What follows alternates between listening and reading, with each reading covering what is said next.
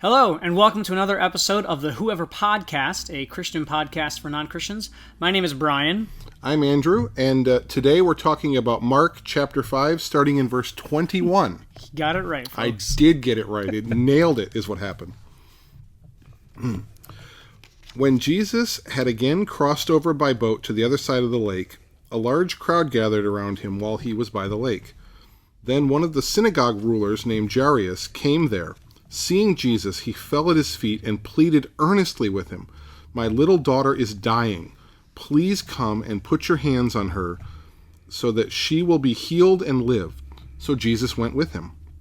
A large crowd followed and pressed around him. And a woman was there who had been subject to bleeding for 12 years. She had suffered a great deal under the care of many doctors and had spent all she had. Yet instead of getting better, she grew worse. When she heard about Jesus, she came up behind him in the crowd and touched his cloak, because she thought, "If I just touch his clothes, I will be healed." Immediately her bleeding stopped, and she felt in her body that she was freed from her suffering. At once Jesus realized that power had gone out from him. He turned around in the crowd and asked, "Who touched my clothes?" "You see people crowding against you," the disciples answered, "and yet you can ask, 'Who touched me?'" But Jesus kept looking around to see who had done it. Then the woman, knowing what had happened to her, came and fell at his feet, trembling with fear, telling him the whole truth. He said to her, "Daughter, your faith has healed you. Go in peace and be freed from your suffering." While Jesus was still speaking, some men came from the house of Jairus, the synagogue ruler. "Your daughter is dead," they said. "Why bother the teacher anymore?" Ignoring what they said, Jesus told the synagogue ruler, "Don't be afraid, just believe." He did not let anyone follow him except Peter, James, and John, the brother of James. When they came to the home of the synagogue ruler, Jesus saw a commotion with people crying and wailing loudly. He went in and said to them, "Why all this commotion and wailing? The child is not dead, but asleep." But they all laughed at him. After he put them all out, he took the child's father and mother and the disciples who were with him and went in where the child was. He took her by the hand and said to her, "Talitha kum," which means, "Little girl, I say to you, get up." Immediately the girl stood up and walked around. She was 12 years old. At this they were completely astonished. He gave strict orders not to let anyone know about this, and then told them to give her something to eat.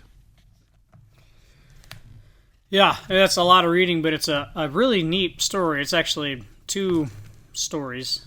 We say story, but it's not like it's a made-up story. Account. Yeah. Yeah.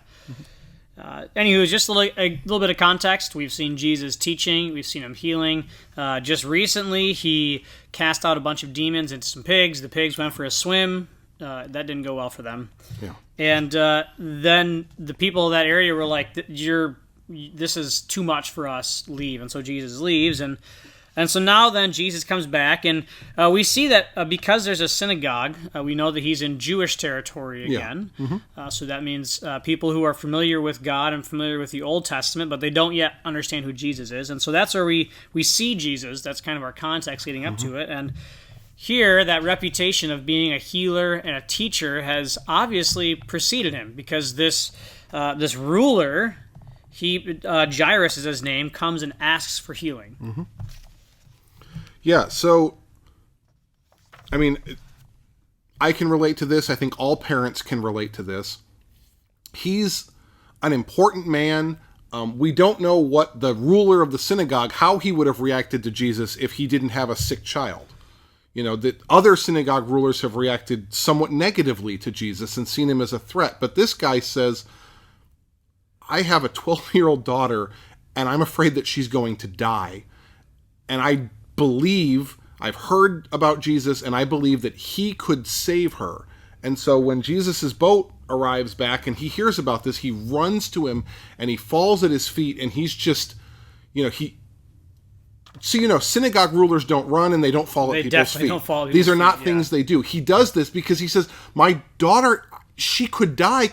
You can help her." Yeah. And that's all that matters to him at that moment. And I think there's two interesting bits of application already here. One is that this person's humbling himself before Jesus. Sometimes we come to Jesus like in this way that we think we have something to offer to God. Like, okay, fine, Lord, you can have me, whatever. Like, I guess you're good enough. But here he's humbling. He's like, throwing himself at this person's feet. But what really sticks out to me is, like you said, Andrew, as a ruler of a synagogue, these are not people who have followed Jesus yet. In fact, quite the opposite. A few chapters ago, we read about how they wanted to kill Jesus. And so it seems like this guy needed something bad in his life to happen for him to recognize who Jesus is. And I think the application here then is that sometimes we ask, well, why does this bad stuff happen, or why is this all going on? And God uses those things sometimes to sort of wake us up and say, you do in fact need me, because that's what happened to this synagogue. It's important to note that God doesn't cause them. Correct. Right? The Bible doesn't tell us that God caused this girl to be sick so that he could. Right? It's not a bait and switch with God sort of doing a. That's a good correction. Yeah. Yes, God allows this to happen, but He does not intentionally cause it. Yes. Yep. That's a good correction. He uses these bad things for His good. So now that Jesus has been asked, his response is, well, then I'll go with you. Let's go. I'm going to help. And so they get up and they're traveling there, and there's crowds of people around Jesus because he's back in Jewish territory and he's in this small little spot in the world. He's become somewhat famous. Mm-hmm. He's not known, very far away from there very well, but in this little area. And so these crowds are pressing all around him. And all of a sudden, Jesus turns around and says, wait a minute, who touched me? Right? And if you've ever been, in a really crowded area, the thing that comes to mind for me is my family likes to go to zoo lights. I don't know if you guys have that. Probably the zoo puts Christmas lights out, and you go and stand in this incredible crowd of people, and you sort of shuffle along and look at these lights, and it's horrible. But that was what Jesus was doing. Is he's going, and people are bumping into him, and all of a sudden he wants to know. A high school hallway right now. Like Who touched me? Yeah. Who was it? And the disciples are like, well, everybody. What are you talking about? Well, and it's even more silly when you think about the fact that God knows everything. Jesus knows everything. Mm-hmm. This is, I wonder why he even asked this question. Like, he knows already who touched him. He knew that morning before this even happened. He knew since the dawn of time that this exact event was going to happen. But he still asks, who touched me? And I was thinking about this as you were reading, Andrew, and I wonder if the reason he asks is because he wants this woman to come forward, because it means that there's an interaction there. Mm-hmm. He wants her to be healed, certainly, and it's possible that it would have been totally possible for her to just come and touch the corner of his garment and she could have been healed and walked away. But instead, by pointing this out, Jesus is helping other people to see who he is, and he's helping this woman to see who he is, not just coming to him for good stuff, but coming to him and then getting to know him as well, because that's really what God is all about. It's not just about blessing us, but getting to know us. Well, and here Mark is juxtaposing the experiences that she's had, because it says for 12 years she has spent everything she had and suffered greatly under the care of doctors. So she would go to whichever doctor it was, and the doctor would say, well, I'm going to help you, and I have some sort of treatment or some sort of thing that I'm going to do. And obviously it sounds like many of them weren't great for her, and it only gets worse. And so she has this very long, dark road of suffering and paying doctors and it not helping. And then she goes to Jesus and she's healed. But then when Jesus says, who is it? She's terrified. Like, she falls at her feet and she confesses, and she's afraid that what's going to be the outcome? Is there a cost to this healing? I had to pay these doctors. And then Jesus' response is just completely different than what she's gotten from the world. Go in peace, right? Go in peace and be healed. Yeah, and I think that's an important thing to highlight, that it's different than the rest of the world. Jesus isn't in this for fame. He's not like, all right, I finally did it, now pay up. He's like, go in peace. Like, I'm glad that we fixed this, and there's not a cost to this. It's not like you're now on the hook for something. And that is contrary to the world. Mm-hmm. Yeah, so Jesus does this, and then after this happens, while he was still speaking, so right as this conversation is wrapping up, a servant of this leader comes and he's like, hey, your daughter's dead. If you're a parent, like that, those words would be mortifying, just horrible to hear. But then Jesus responds, he says, do not fear, only believe.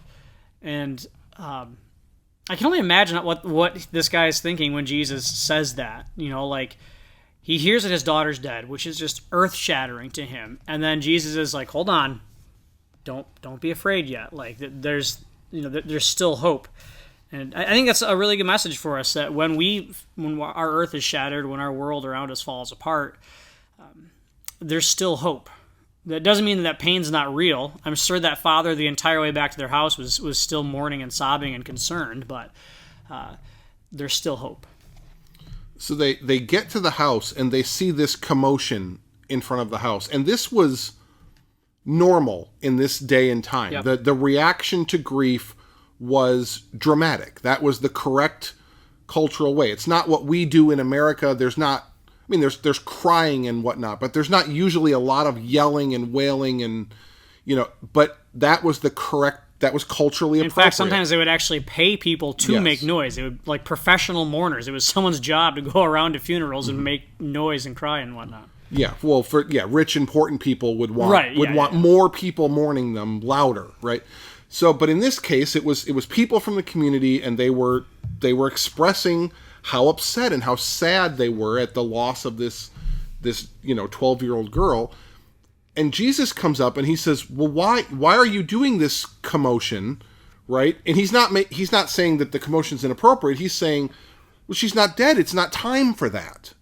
And then they laugh at him because they say, "Well, of course she's died, and we're what is wrong with you? Why would you come and say these things? It's not it's hurtful for you to say this." Imagine walking into a funeral and walking up to the casket and be like, "What? Why are you guys all? What's the big fuss? This person's not dead." Like, it is. That's offensive. Yeah.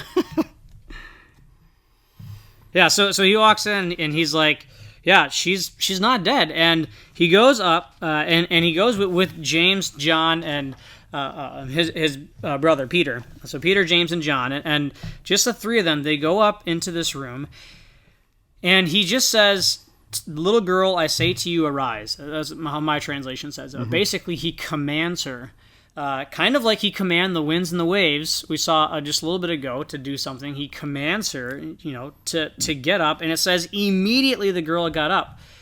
And this is another massive miracle. Jesus has healed people before. He's healed leprosy. He's healed paralytics. He's cast out demons. But now we see here that Jesus is even undoing death. And this is a huge, huge thing that's going on here. Yeah, and so it's worth saying that we live in a period of time where we have all these bad things in the world, and death is one of them.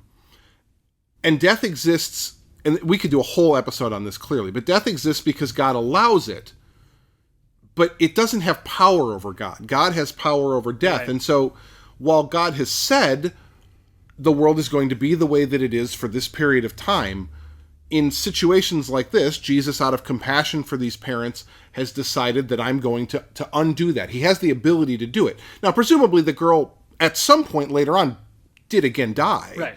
Right. But Jesus has the ability to do this, and he chooses to, clearly out of compassion and care for this husband and wife and father and mother of this girl. Yeah, and I think in today's culture, we've gotten to a point where we've become so technologically advanced that, frankly, a lot of the things that Jesus does, we can somewhat duplicate. We can heal some of the diseases that Jesus did. We can, even undo a bit of paralysis, and with some of our machines and prosthetics and robotics, like we can kind of circumvent those, But this is one thing that we have never been able to undo. When someone dies, they die. And so I think this is a really important lesson for our culture, that we're starting to get really proud of ourselves for what we've done, but we still need God. We aren't God yet. Only God is God. There are still things we can't do that God can do. Yep, and then it closes with, I always like these little comments that the gospel writers make. Well, first he tells them not to tell anyone. That's Jesus's common response during this period of his ministry when he does these miracles and these things that are going to draw attention and fame, is he says, "Don't tell anybody. I did this, but my goal isn't for you to tell everyone." But then he says, not yet, at least. He doesn't want to. Yeah, he's being strategic about it. He's not about becoming this big popular celebrity. Sorry. And then Jesus finishes by telling the parents, well, you should get her something to eat. She looks hungry. Right? I mean, these things that happened are humorous, and sometimes it's... Yeah. The life lesson here is if you ever are raised from the dead or you raise someone from the dead, make sure to give them food afterwards. Well, clearly, no, that's not what no. it is. I think that detail, though, brings a bit of realism to the gospel, because it is something that obviously stuck out in his mind when he saw this. He's like, and then Jesus fed him something. This was a real story. It's not just some like big mythological legend. It's a real life grounded in real people, and this is what happened. Yeah, I think that's about it. I mean, I think so. Yeah, so that's all we got for this section, but if you got any questions, feel free to reach out to one of us. Otherwise, we'll see you next time. Bye. Thank you.